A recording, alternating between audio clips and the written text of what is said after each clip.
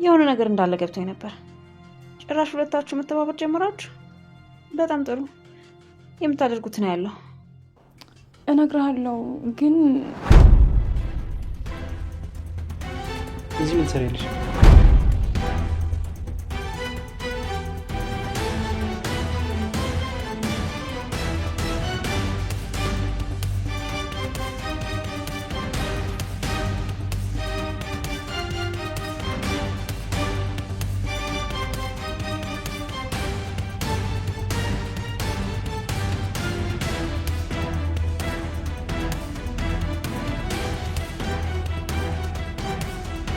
እና እዛ ሲደርስ ምን እናድርገው? እዛ እንደደረሰ ራሱ እንዳያውቅ አድርጋችሁ መታወቂያውን ቀሙት። ስላልተማረ ደግሞ የትም ሄጃ የለውም። እንዴ ማንን ነው የሚጥሉት? አዶኒም ባሉነ። ወይኔ አምላኬ፣ ደግሞ አዶኒ ተምሯል። ማን ያልተማረው? ቆይ ደግሞ ስለማን ነው እያወራች ያለችው?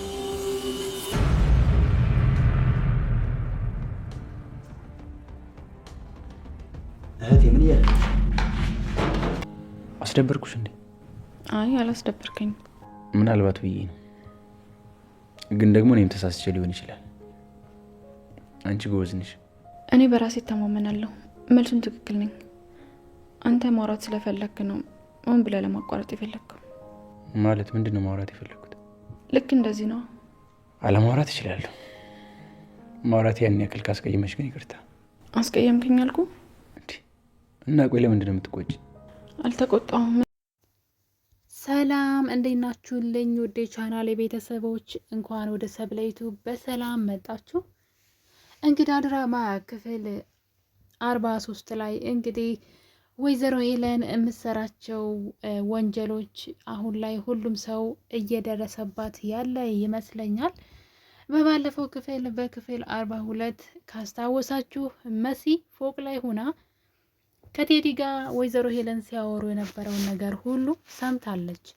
ቴዲ ለመሲ የሰጠኝ መድኃኒት እኮ ልጅቷ እስካሁን ድረስ አላበደችም፣ ምንድን ነው እያለች ስትጠይቀውና በዛ ላይ ደግሞ አንድ የሚከታተለኝ ሰው አለ፣ ስለዚህ እሱን እንድታስወግድልኝ እፈልጋለሁ፣ ከዚህ ዘወር አድርግልኝ፣ ካልሆነም እንግደለው እያለች ስለ አዶናይም ስታወራ መሲ ሁሉንም ነገር እየሰማች ነበር።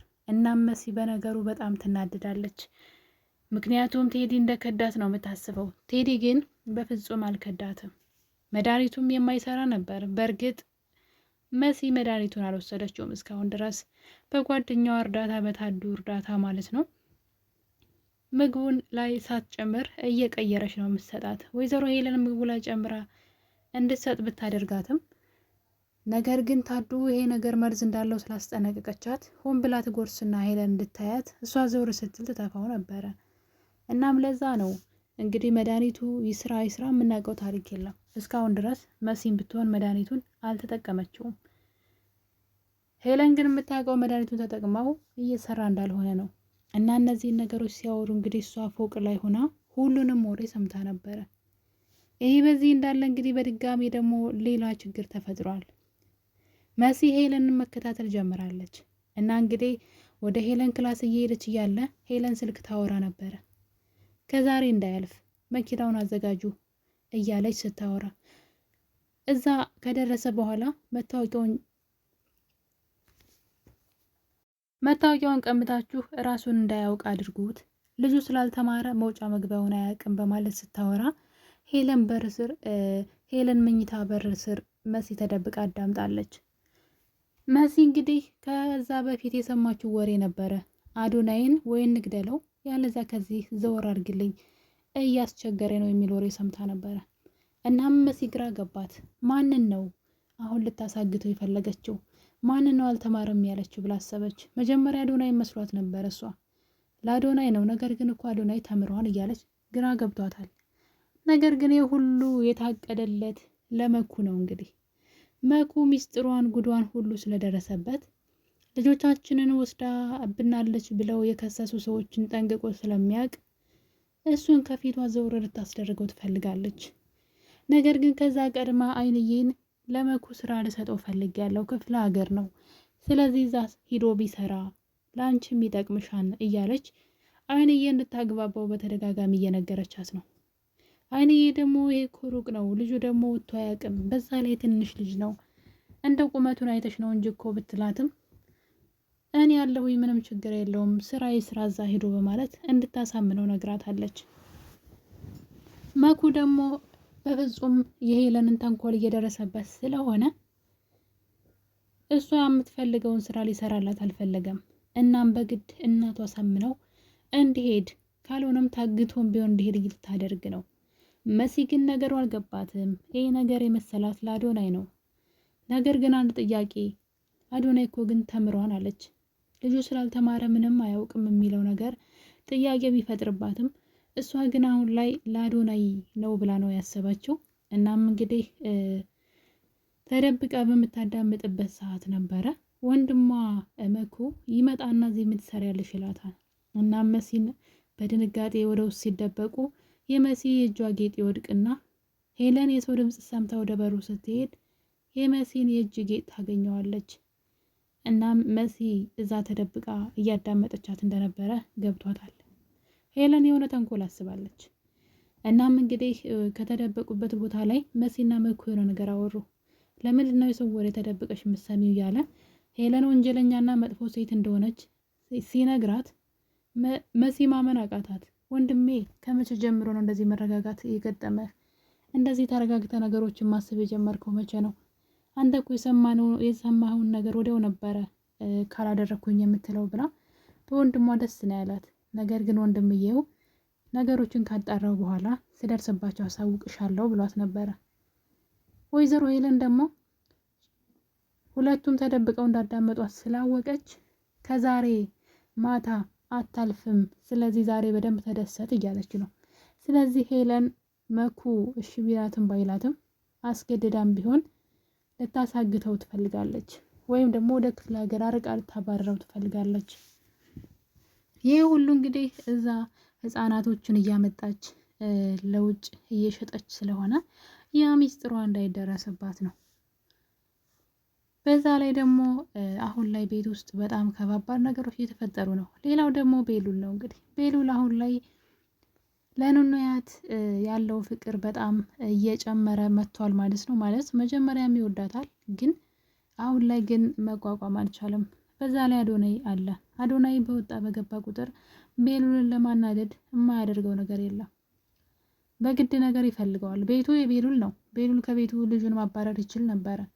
ነገር ግን ቤሉል በጣም ስርዓት ያለው ልጅ ስለሆነ ወይም ደግሞ አስተዋይ ስለሆነ ነገሮችን ቶሎ አይወስንም፣ እየታገሰው ይገኛል። እሱ ግን ትዕግስቱ እንደ ፍራቻ ቆጥሮት መሰለኝ በየሄደበት እየተከተለ እንግዲህ የምትወዳት ልጅ አንተ ትታ እኔን መረጠች እያለ እሱን ማናደድ ተያይዞታል። እናም እንግዲህ ቤሉል ኑኑ ስለናፈቀችው ወደ ኑኑ ክፍል ሂዶ በመስኮት ተደብቆ እያያት እያለ ኑኑ ድንገት ከኤልሹ ክላስ አምሽታ ወደ ክላሷ ትገባና መስኮቱ ላይ እሱን ያየች መስሏት ነበረ። በእርግጥ አይተዋለች።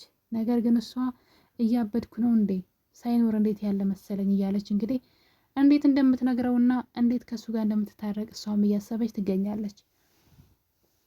በዛ ላይ ደግሞ እንግዲህ ኤልሹ እዚህ አምጫትና ሊያት ናፍቃኛለች ሲላት፣ እሷ ግን በስልኳ እንግዲህ ትምህርት የምትማረው ትምህርት ማለት ነው እንደከበዳትና እንድታስረዳት ወደ ሳሎን ትጠራታለች። እና ቤሉል እንግዲህ የናፈቃትን ኑኑን አይኗን እያያት ነበረ። በዛ ላይ ኑኑ እንደምታውቁት በጣም ስማርትና ጎበዝ ልጅ ናት በትምህርቷ ማለት ነው። ትምህርቷን ካቋረጠች ብትቆይም ግን በጣም ጎበዝ ናት። እናም ቤሉል ግን እሷን ሊያወራ እንጂ ስለዛ ተጨንቀው አይደለም። እናም በመሀል እንግዲህ እሷ ጥያቄውን ስትመልስ ትክክል አይደለሽም እያለ እንድታወራው ቢፈልግም ኑኑ ግን በኩስትርትር በማለት ማለት ነው በጣም መኮሳተር ጀምራለች። አሁን ላይ ቁጣ ነው የሚላት ሲያወራት፣ እሱ ግን እሷ እንድታወራው ወሬ ማስነሻ ነበር የፈለገው። እናም ትክክል አይደለሽም እያለ በተደጋጋሚ ስታስረዳት ያቋርጣት ነበረ።